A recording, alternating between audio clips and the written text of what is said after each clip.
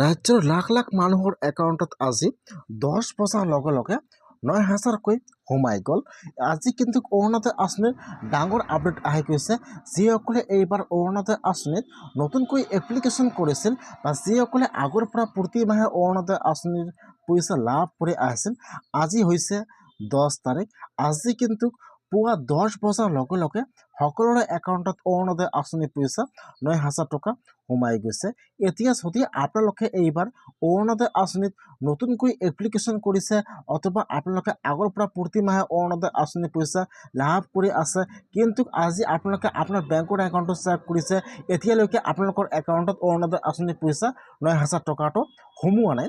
এতিয়া আপোনালোকে কি কৰিব লাগিব বা আপোনালোকে অৰুণোদয় আঁচনিৰ পইচা লাভ কৰিব নে নকৰে, মই আজি এই ভিডিঅ'ত আপোনালোকক সম্পূৰ্ণ প্ৰচেছ ষ্টেপ বাই ষ্টেপ জনাই দি আছোঁ। আপোনালোকে জানিবলৈ হ'লে ভিডিঅ'টো সম্পূৰ্ণকৈ চাই ল'ব, স্কিপ নকৰাকৈ।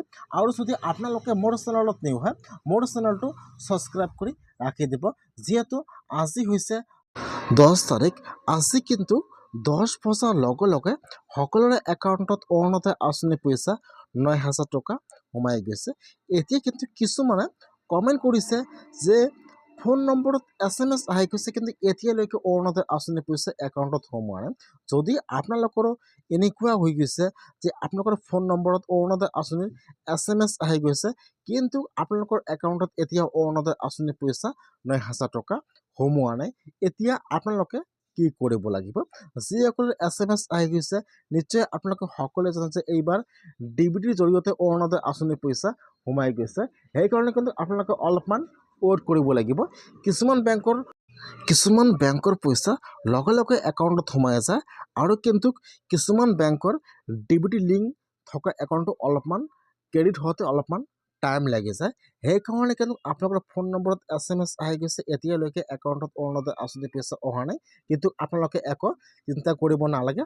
আপোনালোকৰ একাউণ্টত 1-2 ঘণ্টাৰ পিছত অৰুণোদয় আঁচনিৰ পইচা আহি সোমাই যাব। এতিয়া যিসকলে SMS আহি গৈছে সেইসকলে কিন্তু অৰুণোদয় আঁচনিৰ পইচা লাভ কৰিব। আৰু যদি আপোনালোকে এইবাৰ অৰুণোদয় আঁচনিত নতুনকৈ আবেদন কৰিছে আৰু আপোনালোকে অৰুণোদয় আঁচনিৰ পইচা পাই আছিল, এতিয়া যদি আপোনালোকৰ একাউণ্টত এতিয়াও অৰুণোদয় আঁচনিৰ পইচা সোমোৱা নাই, আপোনালোকৰ ফোন নম্বৰত SMS অহা নাই, এতিয়া আপোনালোকে কি কৰিব লাগিব? এতিয়া কিন্তু এটা অৰুণোদয় আঁচনিৰ 9,000 টকা পোৱা লিষ্ট আপোনালোকৰ পঞ্চায়তত আহি গৈছে। সেইকাৰণে যিসকলে নতুনকৈ আবেদন কৰিছে বা যিসকলে আগৰ পৰা প্ৰতিমাহে অৰুণোদয় আঁচনিৰ পইচা লাভ কৰিছে, এতিয়া সকলোৱে আপোনালোকে আপোনাৰ পঞ্চায়তত যাই অৰুণোদয় আঁচনিৰ লিষ্টটো চেক কৰিব লাগিব যে আপোনালোকৰ অৰুণোদয় আঁচনিৰ 9,000 টকা পোৱা লিষ্টত নামটো আহিছে নে অহা নাই। যদি আপোনালোকৰ লিষ্টত নাম আহিছে, তেনেহ'লে কিন্তু আপোনালোকে অৰুণোদয় আঁচনিৰ পইচা লাভ কৰিব। আৰু যদি আপোনালোকৰ নামটো লিষ্টত অহা নাই, তেনেহ'লে কিন্তু আপোনালোকে অৰুণোদয় আঁচনিৰ পইচা লাভ নকৰিব। সেইকাৰণে যিসকলে আবেদন কৰিছে সেইসকলে আপোনালোকে আপোনাৰ পঞ্চায়তত যাই আজি অৰুণোদয় আঁচনিৰ লিষ্টটো চেক কৰোঁতে লিষ্টত নামটো আহিছে নে অহা নাই